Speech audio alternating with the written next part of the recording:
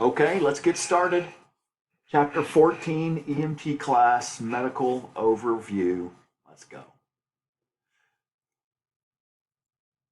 So, patients who need EMS assistance generally have experienced a medical emergency. It could be a trauma emergency, a medical emergency. Some have experienced both. You know, the person that may have been started having chest pain and then they started driving down the road and went unconscious and ran into another vehicle, or they ran into a pole, or you know, there's lots and lots of examples. So trauma emergencies, they involve injuries resulting from physical forces applied to the body, just quick definition. And medical emergencies involve illnesses or condition that is caused by disease. So it is important to remember that some patients have a combination though. They have a combination of medical and trauma conditions. Let's talk about a few things. We're just going to kind of quickly gloss over things. I mean, not gloss over may not be the right word. We're going to quickly cover it. So respiratory emergencies. These things occur when patients have some trouble breathing or when the amount of oxygen supplied to the tissues is inadequate. So we're talking about breathing problems or even oxygen issues. Cardiovascular emergencies, they're going to be caused by conditions affecting the circulatory system. That should make sense. Neurologic emergencies involve the noggin, the brain. GI or gastrointestinal conditions, they include appendicitis, so inflammation of your appendix, diverticulitis, got those little pouches that are in your intestines. They get an infection in there. Pancreatitis, inflamed pancreas, many others in the GI area. Endocrine emergencies, most common endocrine emergencies, those things are going to be caused by diabetes. So whether it's type 1 or type 2, you know, the main emergencies though that we're going to see are probably going to be type 1. Now, some people end up having to become such a bad diabetic, they go from just taking pills to having to take shots because their body is either not producing enough insulin, or if it is producing enough, still producing insulin, but it's so down-regulated within the body that it's just not enough. The body just needs more. Hematologic injuries or emergencies, that can be the result of sickle cell disease or various types of blood clotting disorders, such as hemophilia. Immunologic emergencies involve the body's response to foreign substances and can range from fairly minor to all the way to life-threatening conditions. A couple more toxicological emergencies include poisoning, substance abuse. These result in other types of medical emergencies as well. One can certainly lead to another. You can end up taking something as a poisoning or an overdose, and it causes an extreme strain on your heart, and now you have a whole different thing going on. Gynecological emergencies involve the female reproductive organs. And then some medical emergencies that can be caused by psychological or even behavioral problems, well, they can be especially difficult to deal with because patients often do not present with typical signs and symptoms. So we can see you could have someone, just for example, a minor psychological thing would be a really bad anxiety attack, and they're telling you that their chest hurts, they're having a heart attack and all of these things, and it actually has something to do with something else. So a lot of different things going on in the medical emergency world. Patient assessment, though, is going to be probably a lot like we've seen up to this point. So gonna be similar to a trauma patient, just with a different focus, right? We're not going to be looking for that mechanism of injury, the head-on crash, someone got cracked in a noggin with a baseball bat. We're not looking for that stuff. We're going to be focused on the nature of illness, so mechanism of injury versus nature of illness, right? In our nature of illness, we're looking for symptoms. What do we see? And then we're also going to ask what the chief complaint is. What did you call us for today? What's going on? What's different today than yesterday? All those kinds of things. So we also want to establish an accurate medical history. Now, it can be really easy to get sucked into somebody's, let's just call it a story, right?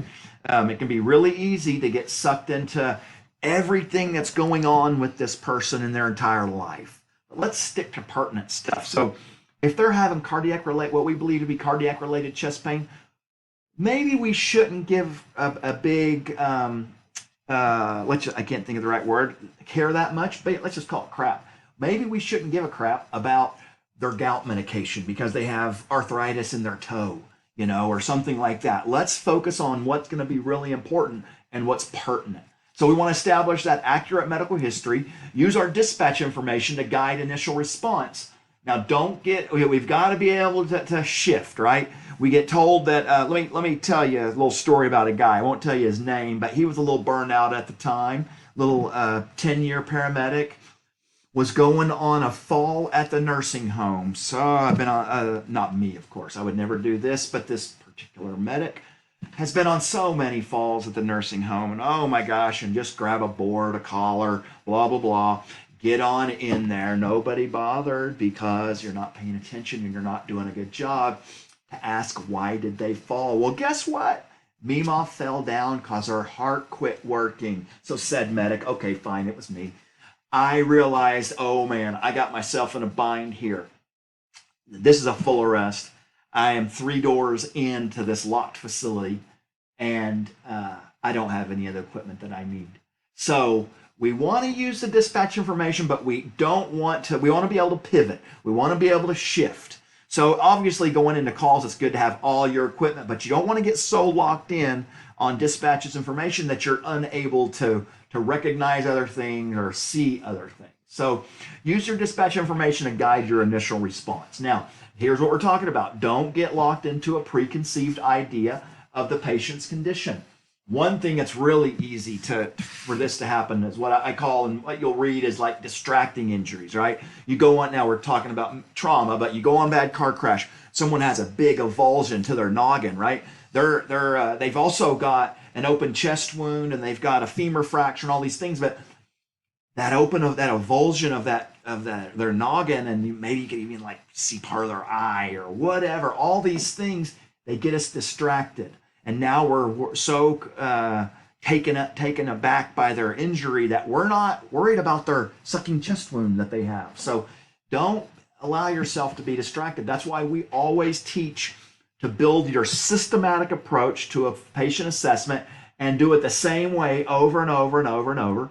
Because whether you believe it or not, you will one day, whether it's your first clinical or your last day on shift, I'm betting that everybody gets into a point where they get overwhelmed and get distracted by something, okay? So injuries can distract from the underlying condition. Try not to allow that to happen. What we call that is just tunnel vision, right? Tunnel vision occurs when you become focused on one aspect of that patient's condition and then you forget about everything else. So like those distracting injuries that we just talked about. And we're talking about excluding all others. We don't want to do that. What happens when you do that is it can cause you to miss an important injury or even an illness. So it's really easy for that to happen. So be prepared for it. Build as we say, your systematic approach to your patient assessment. Do it over and over and over and over and over and over and keep going to infinity. The same way, and more than likely you won't have that happen to you, or at least very often, let's put it that way. Now, when you've got uncooperative or hostile patients, it's probably easy to understand. They may be a little bit hard to do a patient assessment.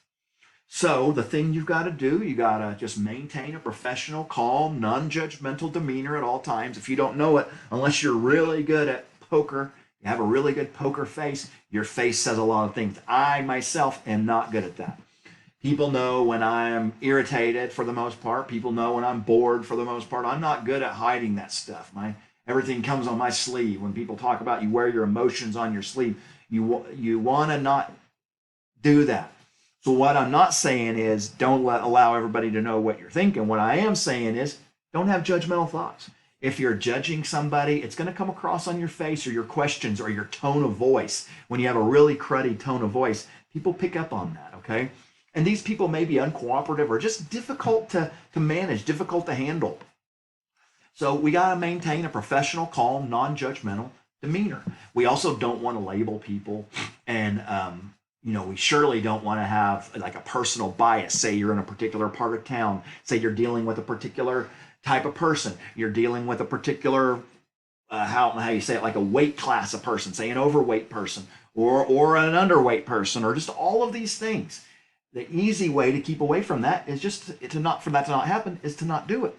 Don't label your patients like, oh man, this, frequent flyer is a term you'll hear. If you haven't already heard it, you see it right there, frequent caller. If you haven't already heard it, you will. Frequent flyer, they call all the time. And typically it's like, oh no, you hear that address come out? Oh, it's Bob Smith. That name has been changed to protect the innocent, obviously. But it's Bob Smith. Oh man, not Bob. Oh, Bob, he's this and he's that and blah, blah, blah. And you get over there. And let me tell you a quick story about that. I'm not going to say it was me, but it was the same guy as before. So we went on a call to this house. I'd probably been there 15, 20 different times probably. All for, how do you say it? BS, okay? Just the day in and day out, blah, blah, blah. We go over there one night for, guess what? Chest pain. We had ran probably 20 chest pain calls over there. Get over there. Well, it wasn't the gentleman. It was his wife. And once again, she had died. We had all of our equipment with us. We ran a good call. We were all of those things, but it's easy to get tricked by a frequent flyer, or as you can see here, a frequent caller, because they can have a different complaint this time, guys. We might think all the time that they're complaining about this and they're complaining about that. Well, this time, as I always try to say, maybe they're sick this time. Maybe all the other 15 times you've been there, they weren't sick, but this time they're sick. You've got, I'll always tell you, wear your gloves, and because if you treat everybody like they're sick, eventually you're going to run across someone that is, and you're going to be prepared. Well, if you treat everybody like they're sick, eventually when you run into somebody that is, and many of our patients are, you're going to be prepared.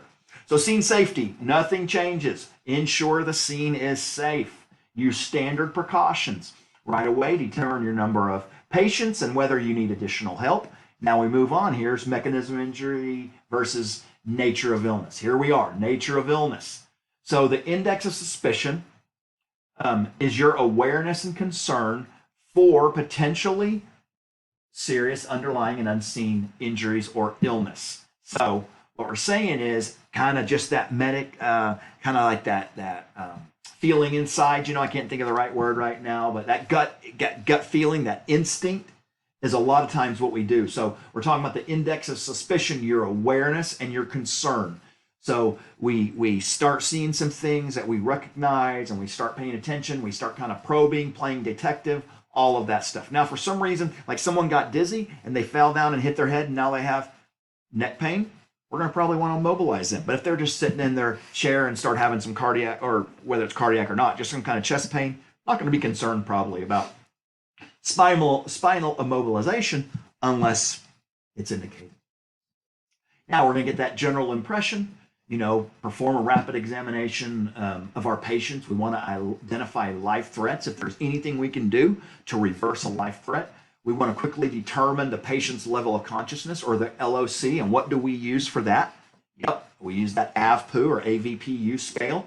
Alert, verbal, painful, unresponsive. We determine which one they are on this scale. Now let's get into our primary assessment. This is kind of the big thing, right? Big ticket item here for what we do as EMTs. We're going to do a good primary assessment. Now we're into airway and breathing. So in a conscious patient, we want to make sure the airway is open and they're breathing adequately. Typically when someone is talking to us without a bunch of distress, we're probably all good. We're probably all fine, that everything, we got a patent airway, it's open, breathing adequately, all that stuff. So we do want to check the respiratory rate. You should refer back to your numbers, want to be, 12 to 20, right around there. Depth, so we're looking for chest rise and fall, and the quality of their respiration. So do we see retractions? Are they working hard to get in air? Now, here's where we consider applying oxygen if breathing has been affected. So if they are having a really hard time of breathing and we're not able to do a good job of breathing, or their color is really horrible, or all those things that we can see, maybe they're not breathing enough, or they're breathing too fast, just all that stuff, we can consider applying oxygen here. So for unconscious patients, we want to make sure to open the airway, okay? Open the airway using a proper technique, whether that's going to be with a modified jaw thrust or a head tilt chin lift, all that stuff. And we want to make sure we're using the proper technique for their condition. That's the key, right? One is for trauma, one is for medical. And then we want to take several seconds to evaluate their breathing. So you may or may not, I don't believe it's in this curriculum. It's the way that I was taught. We want to look, listen, and feel. You want to look for things in there. You want to listen. You want to hear air going in and out. At the same time, while your ear's over there, you're looking at their chest. You're seeing if you have adequate chest rise and fall. So you want to look, listen, and feel. So we said it. We want to apply oxygen to patients if necessary. And then we want to put in any airway adjuncts that we might need to if they are unconscious, and obviously use a BVM or an ambu bag for this patient. Now we move on to circulation. So assess the circulation in a conscious patient by checking the radial pulse. Then we start looking for skin color, temperature, condition. Remember, we just got through shock, and we know that as people are having some issues, the skin can become pale, it can become cool, maybe diaphoretic, a lot of different things. So that's kind of what we're looking for here. We want to see if there's something wrong, right? And then we move on, unconscious patients. We want to assess the circulation at the carotid artery. So we move on to the carotid up in the neck. And then we make our transport decision, right? So we're thinking sick or not sick. Well, we did our ABCs. We're looking for life threats. If everything checked out, like, no, I don't think anything, I think everything's good there. May or may not need to go code 3. May be able to stay and play a little bit, right? I think we've talked about that before. But you can kind of call it the load and go or stay and play. Load and go is for those sick, those unstable patients that need to be at the hospital as fast as you can get them there. They should have been there yesterday, okay? That's a load and go. You get them in there and you start moving. Then you got stay and play. So if they hurt their knee while they were playing basketball, you don't got to scoop them up and get moving and get to the hospital as fast as you can. You're able to stay and play. You're able to stay and get them splinted properly, get good information, get a good physical assessment, even a reassessment, all of those things. But transport decision, we want to find out, we going fast or are we going to go just kind of normal? So following patients should be considered in a serious condition and need of rapid transport. So we're talking about unconscious or they have an altered mental status. Airway or breathing problems, or patients with obvious circulation problems such as severe bleeding, or if they have those signs of shock that we've talked about. Now, if the patient does not meet these criteria that we're talking about for rapid transport, then you can continue your assessment on scene, right? Because we're talking about, so right here, we're talking about load and go or stay and play. We'll work on scene a little bit, prepare for transport when you completed the assessment and the treatment. So we're going to go ahead and get their legs splinted up, and we're going to go ahead and get a complete history from them, all of that stuff. We're not in a big hurry. History taking. So we want to determine what the problem is or what might be causing that problem by taking a history, finding out how long has this been going on, and where does it hurt, and why does it hurt, and does this make it better, or does this make it worse, or all those things. We want to gather a thorough history. Now we want to investigate that nature of illness by inquiring about the chief complaint, right? Tell me about the pain that you said you're having chest pain. Okay, well, tell me about that. When did it start? What were you doing when it started? Your OPQRST, right? OPQRST. For an unconscious patient, that's a little different. You want to survey the scene for some medicine containers, medical devices, people that know what's going on, maybe people that don't know what's going on. You got to be pretty cautious about people when they're trying to be helpful, because they may or may not tell you truth, and it may be on purpose or it may not be on purpose. So you want to get that sample history and use your OPQRST mnemonic. Hopefully you've got all of that squared away and figured out. Signs and symptoms, allergies, meds, all those things. OPQRST, onset, provokes, quality, radiate, all the things. Hopefully you've got all those. Recording the allergies, medical conditions, medications, get all that stuff taken down. Now, some patients take numerous meds. We've talked about you may pick up a whole bag or two. So some patients take numerous meds and take the medications with you to the hospital or list them in your report. So the mnemonic tacos can be helpful in identifying conditions that may be complicating a patient's complaint or affecting their medications. Okay, so talking about the tacos mnemonic, you'll see that in your book. It can be useful, as I said, in your assessment process. T for tobacco, A for alcohol, C for caffeine, O for over-the-counter meds, and then S for sexual and street drugs. So these are all things that could have a problem or could not have a problem with what we're doing. One example that you see is sexual and street drugs. Well, we know that if someone has been taking an erectile dysfunction medication, they're not a good candidate for nitroglycerin. They actually dilates everything way too much, and we have a sudden drop in blood pressure, and it's not good. So, you'll want to pay attention to what your protocol is for all of that, but that's just one example of what we're talking about here. So, secondary assessment may occur on scene. We talked about, we ran on old Billy Bob, he fell down and hurt his knee. So you could probably do that on scene, or it might be somebody who's sick and we need to do that secondary assessment en route to the ED. That's in case, that's in the event that we have time. Many times when you're running somebody code 3 or with lights and sirens because they're sick, you may or may not have time to go on to a secondary assessment. And that's okay. It's not, a big requirement. Sometimes you can't get past, you don't go to B without A, right? You don't go to C without B. Well, you don't go on to your secondary assessment till you get A, B, and C, and you get them kind of stabilized. So in the event you don't, you may or may not go on to your secondary assessment.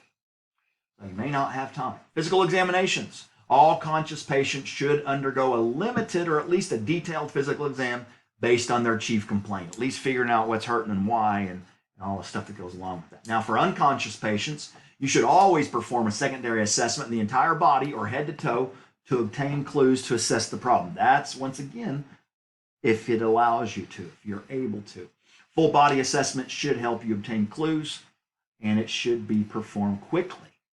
And the reason we want that is so it doesn't delay your transport. Now, physical examination. If the condition warrants a secondary assessment, then we're going to look at the head and the scalp and the face. We're going to look for that DCAP BTLS. Hopefully you've put that to memory so far. Deformities, contusions, and abrasions, and penetrations, or maybe punctures. All that DCAP BTLS stuff. All those fancy things. Examine the neck closely. You're going to assess the chest and the abdomen. You're going to palpate the legs and the arm. We want to make sure that we look at their back. It can be really easy to miss something if you don't look at a person's back well, because treatment will depend on the conditions found and, of course, your local protocol. So you want to make sure that you do a good job of getting them exposed and taking a look at everything. So when we get into a vital signs, that's going to be next part of our secondary assessment. You assess the pulse for rate, quality, regularity, all of those things, and that's going to be at the most appropriate site. We talked about maybe it's radial or maybe it's carotid. Identify the rate, quality, and regularity of the respirations, and then any difficulties that might be apparent. So you might see that they're struggling to breathe or whatever, those type of things. Obtain an initial blood pressure, measuring both systolic and diastolic. I always like to, for myself as well as for students, I like to get that first one by hand if you can. Sometimes you can't. I know it's a lot easier and it takes a little bit more work to do it by hand and do it manual. But, it's really easy just to slap that thing on, hit the start button, and you can keep on moving. Now, if you get a weird blood pressure, say you choose to use the automatic blood pressure cuff first, and you get a weird blood pressure, at least go back and verify it then. But as I say, I always encourage people to get that first blood pressure by hand. Consider using your automatic blood pressure for future assessments, but maybe not that first one. And then consider obtaining a blood glucose level and a pulse ox reading. Definitely if you're there for those kinds of reasons. Maybe someone is altered and we think that they could have a blood glucose level issue, or if they're short of breath and all that, you definitely want to get a pulse ox reading. Still in this reassessment, once the assessment, the treatment has been completed, reassessment should begin, or not still, we're just jumping into the reassessment. We're in secondary. So reassessment should begin and continue throughout the transport. Remember, we're looking for things that we missed or things that changed in that primary. So we repeat our primary assessment, make sure that you reassess the chief complaint. Now, think about this. If this is a time, make sure you consider the need for your ALS backup. Is this a time where we should have called for ALS support? Repeat your physical exam to identify and treat changes in the patient's condition. All these things, we want to review your treatments, document any changes, lots and lots of things going on in this. Now, management, transport, and destination. So It may be on the scope of an EMT to administer meds to a patient. You may or may not be able to do that. A lot of that depends upon your service, and you know, you're going to learn in class what you can and cannot do. But any administration of a medication by an EMT requires direct permission from medical control. So you're going to need to be aware of your protocols and be aware of your standing orders and all of that, because most medical emergencies you see require a level of treatment beyond that available in the pre-hospital setting. We need to be able to get them to the hospital and do what we can on the way if there's something that you can do. Now, EMTs can use an AED or an automated external defibrillator on a patient who's pulseless and apneic. We are able to do that for sure. Now, talking about scene time. So, you know, scene time, as you can imagine, for medical patients, it can be a little bit longer than for trauma patients. Typically, trauma patients, we want to scoop them up and get them off if we're talking about sick people. But, you know, medical patients, it's not abnormal for them to have a little bit longer scene time. So we want to gather, knowing that, we want to gather as much information as possible to be able to give to the emergency department. And critical patients, they're always going to need rapid transport. We've talked about what these are. Patients with altered mental status, we said. Patients with airway or breathing difficulties. Patients with signs of circulatory compromise, or so, you know, someone in shock or something like that. And then even if someone is pretty sick, if we think they're sick and they're very old or very young, that might be someone you need to speed this process up for. Now, type of transport. The life-threatening conditions. If a life-threatening condition exists, transportation should include lights and sirens. So some places that's code 1, some places it's code 3. Wherever you're at and whatever it is fine, but just understand sick people, critical people, they get the lights and sirens. So if they're not critical, then you probably want to go non-emergency. There's a lot of research out there and information that suggests that maybe we shouldn't even be running lights and sirens at all because of the stress that it turns up for the patient and the stress for the drivers that are on the road. But what you're going to do is you're going to follow whatever your protocols are at your service. So modes of transport ultimately come in one of two categories: ground or air. So on the ground in an ambulance or in an aircraft or a helicopter. Sometimes you'll see some planes make it. I don't think they make scene flights very often, but you can meet them at an airport. So ground transports are typically staffed by EMTs and paramedics, and air transport usually staffed by critical care transport people. What we're talking about is you'll see typically at least one paramedic and a nurse that has spent time in the ER and the ICU, and they've spent a lot of time with some sick people at the hospital. So destination selection. Generally, the closest hospital should be your destination, depending upon what's wrong with the patient. Now, if that is a bad choice for them and you could go a little bit further to get them to the right place, that seems like a good idea. So at times, however, the patient will benefit from going to another hospital capable of handling his or her particular condition. If you're out here in eastern Oklahoma and with small hospitals around and you have a level 1 trauma, priority 1 patient, then probably better to go on downtown and get that patient taken care of, or call for an aircraft to come and pick him up. Now, infectious diseases. So you want to make sure that if you have this patient, if you believe they have an infectious disease, we're going to treat them the same, because as I've told you, we're going to wear our gloves, and when we get someone sick, we're going to be prepared. So you want to approach these people with this patient with an infectious disease like any other medical patient. Still want to do your scene size up. You're still going to wear standard precautions. Still going to complete your primary assessment. Still going to do all these things. Your OPQRST, your sample, all these things. We're still going to do the same thing. Focus on any life-threatening conditions. We want to be empathetic, but we want to do that with everybody. Patient of position of comfort. Epidemic or pandemic considerations. Now, this was. These slides were created before. Right now we're in the middle of the COVID. So got the epidemic, a new case of a disease in a human population, and then the pandemic is a disease outbreak that occurs on a global scale. That's where we are now.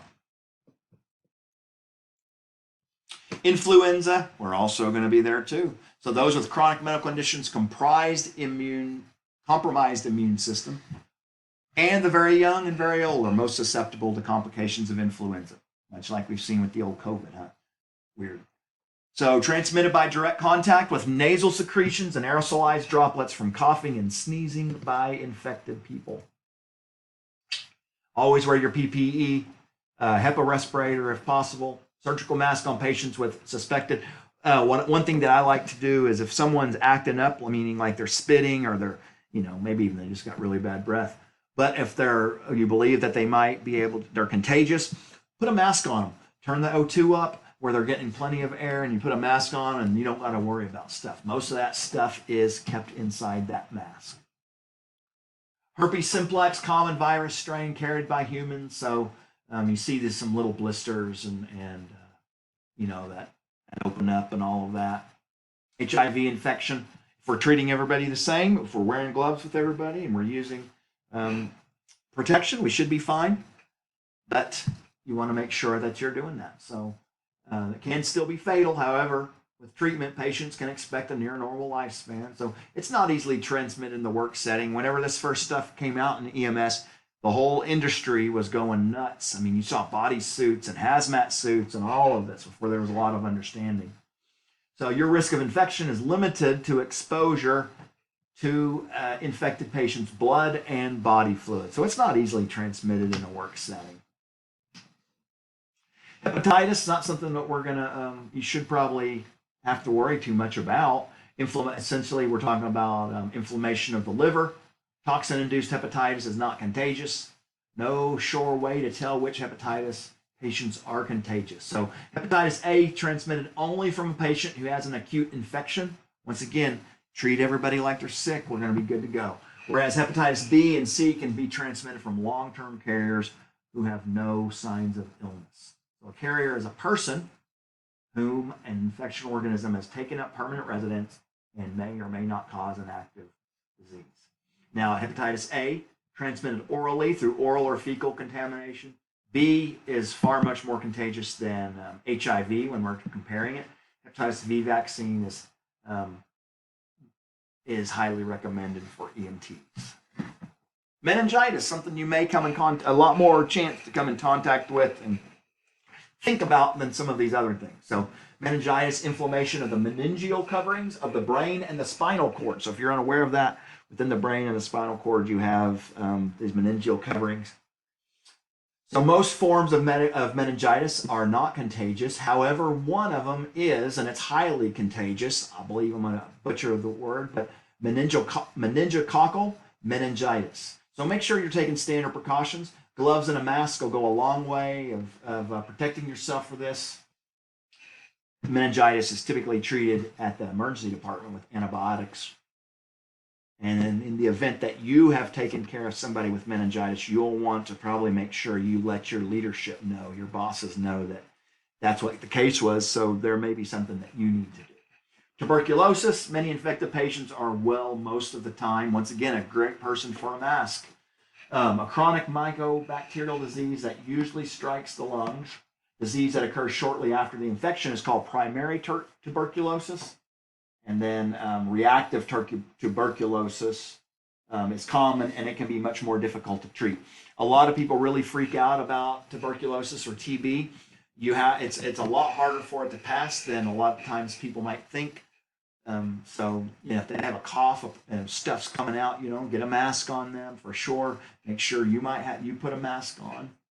But these ones that have the have the highest risk, they almost always have a cough. So consider respiratory tuberculosis to be the only contagious form because it is the only one that is spread by airborne transmission. Make sure you're wearing an N95 or HEPA mask.